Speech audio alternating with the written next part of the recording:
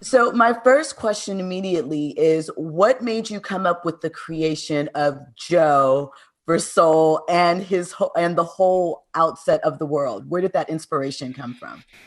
We wanted Joe to kind of reflect our own experiences as artists, and I think a lot of times we become so consumed and passionate about what we do that you start to go, wait a minute, there's probably more to life than just this thing that we love. So Joe's experience really reflects that, and jazz seemed like the perfect expression of it. We came across this Herbie Hancock quote early on where he talked, it was a story about playing with Miles Davis where he kind of screwed up and felt like he ruined the concert, but Miles accepted it and turned it into something beautiful. And we were like, that is such a perfect example of what we're trying to say through the film about life. So I think it was those couple of things that really helped shape the character. And then of course Kemp came on. When you came on, Kemp, the character was a little bit more like, he was kind of more stock, a little more of like waiting to be filled, a vessel. Yeah, I just wanted him to be a guy that I recognized. I mean, look, I went to public school in New York, and it was important to us that Joe actually be a good teacher.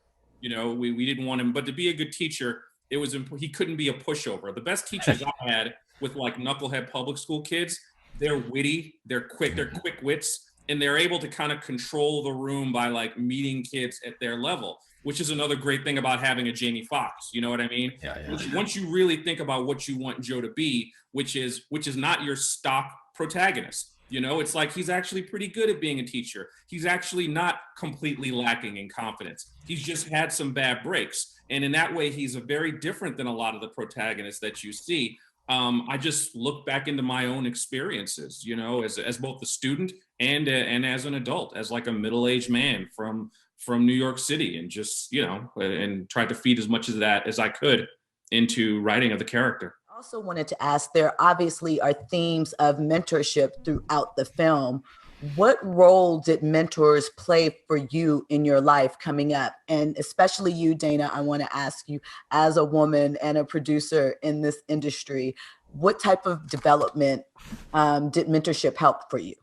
Yeah, I mean, I feel like I had so many amazing mentors along the way. Most of it, my parents, siblings, friends, teachers. But I spoke about this earlier.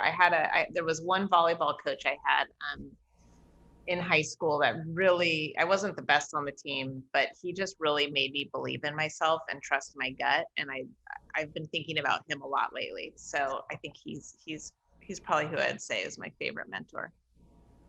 But yeah, I think anybody who says I'm here because of my skills and talent alone is deluding themselves. We're all standing on the shoulders of people who encouraged and raised us, and challenged us, and it's yeah, exactly. And so last question for you all, what was the most exciting aspect of bringing this project to life for you?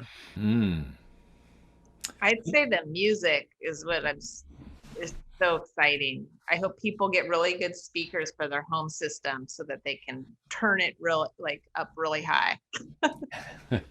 Yeah, for me, honestly, I'll admit it was the Black characters, getting able to feed like Black characters that I recognize and enjoy and love, and to not have to water them down at all, in a way that one might expect one would have to. Being able to help put that on the screen was really exciting for me.